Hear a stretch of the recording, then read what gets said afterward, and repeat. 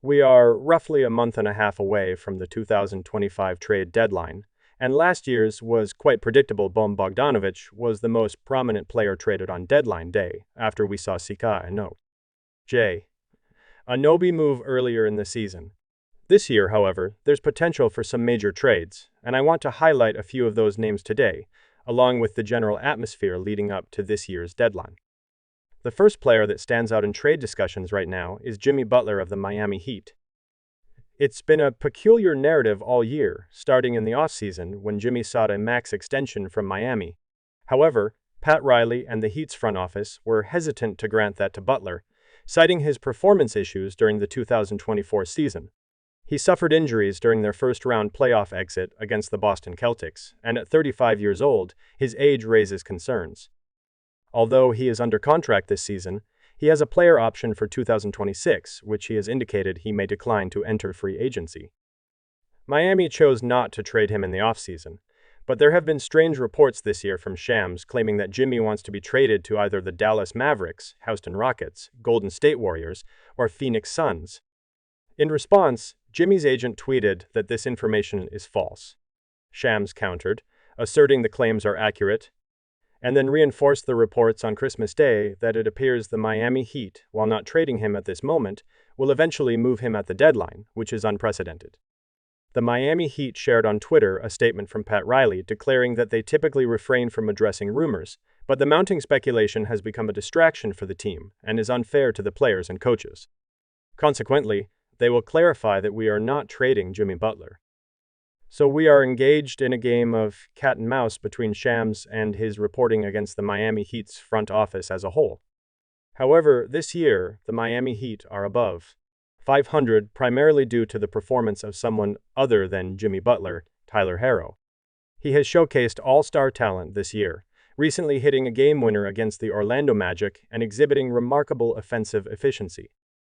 Meanwhile, Jimmy Butler has missed time this season for various reasons. He has played 20 games, averaging 18 points, 5.8 rebounds, and 4.9 assists. His efficiency is acceptable, and there are games where he appears to be his usual self, yet there are also games where he seems disinterested in playing. Thus, I believe there's considerable risk in trading for Jimmy Butler, who could potentially become a free agent at the conclusion of this season, but this does not concern the Miami Heat's front office, as currently, there aren't many teams that will have cap space for the 2025 free agency period. If Jimmy Butler seeks $40 million or more, the only two teams likely to afford him in the offseason are the Brooklyn Nets and the Washington Wizards. If the Nets happen to sign Jimmy Butler, they could secure a top draft pick and aim to compete in the 2026 season. However, if that doesn't occur, Miami would gain significant leverage, as Jimmy Butler might prefer joining a contender given his advancing age.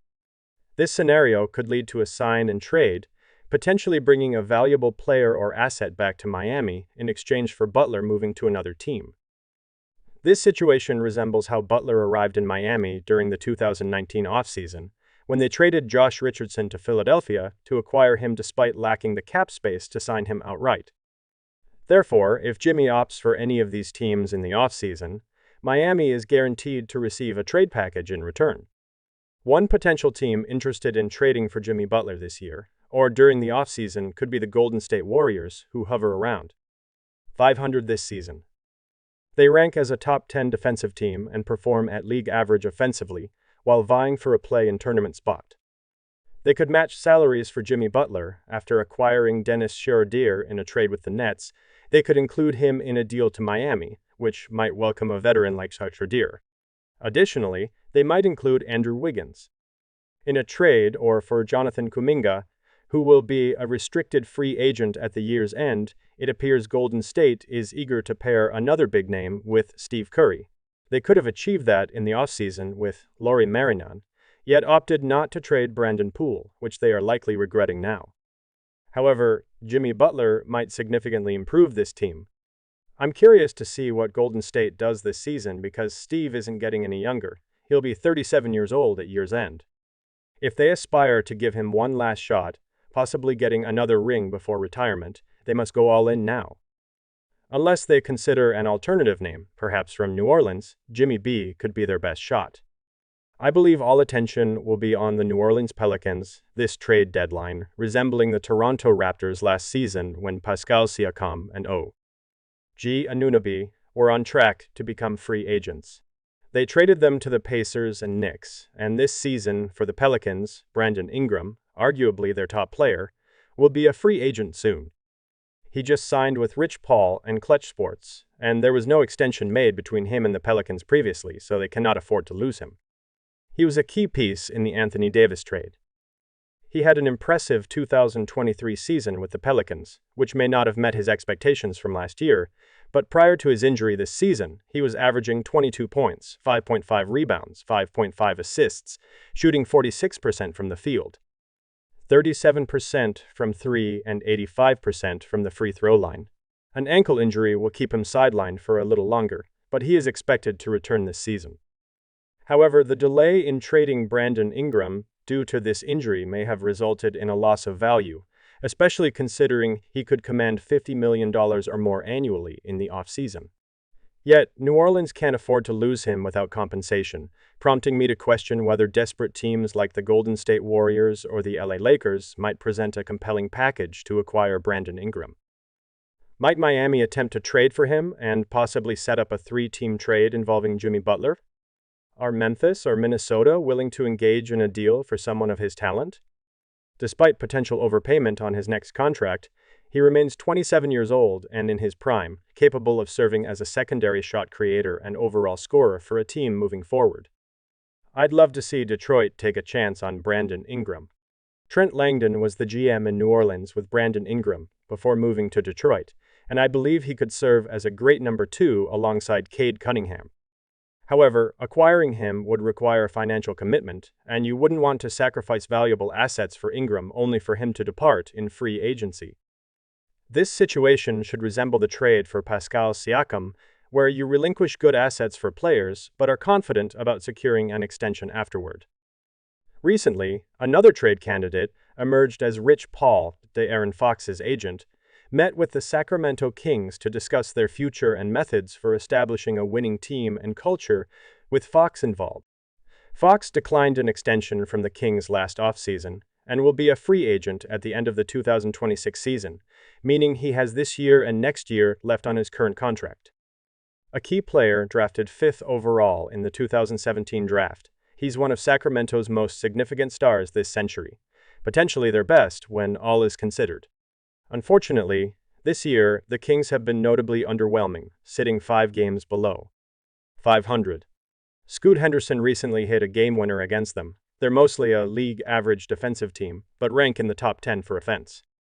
I believe they are better than their record indicates, but it's a significantly disappointing start to their first 30 games this season.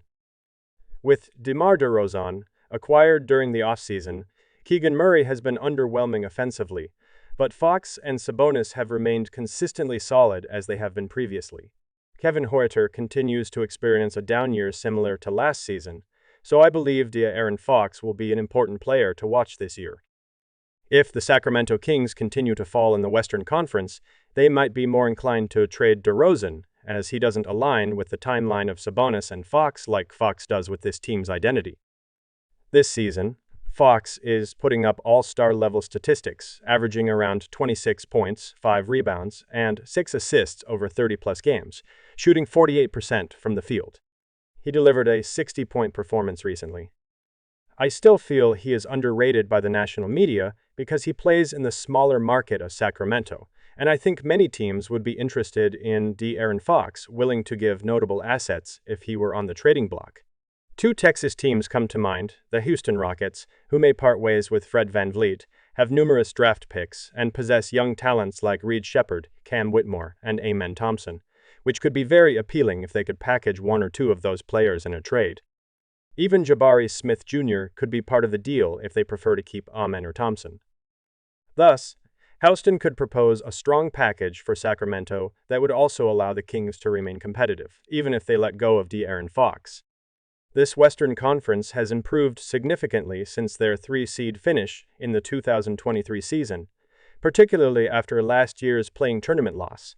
Given their current form, I'm uncertain if they'll even qualify for this year's play-in tournament.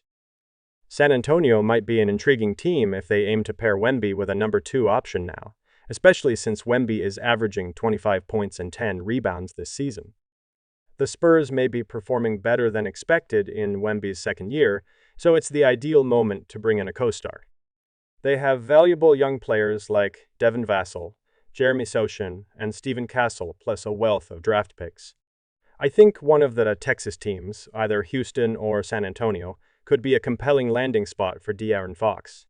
The Brooklyn Nets could also become a contender if they decide to go all in, potentially adding Jimmy Butler in free agency while trading for Fox.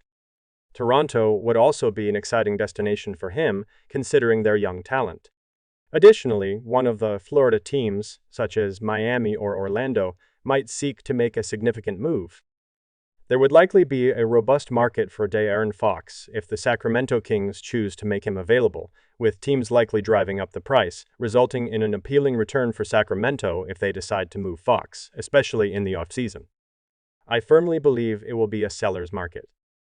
I believe there are plenty of role players from teams that haven't performed well this year who could fetch a decent return, such as Cam Johnson from the Brooklyn Nets, potentially the best role player available.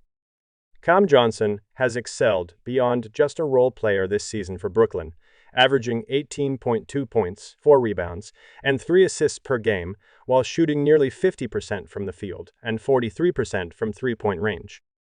He has emerged as an elite shooter for Brooklyn this year, which is great to see after he experienced a somewhat disappointing season last year following his new extension in Brooklyn. With this being a seller's market, Brooklyn could certainly see teams drive up the asking price for Cam Johnson, potentially securing at least 2 first-round picks for him. Additionally, will Chicago succeed in moving their 2 major contracts, Nikola Vucevic and Zach LaVine? Luckily for Chicago, while these players had little value during the offseason, they are performing at a borderline all-star level this year. LaVine is putting up an efficient 22 points, shooting 50% from the field, 45% from 3, and 80% from the free throw line, while staying healthy.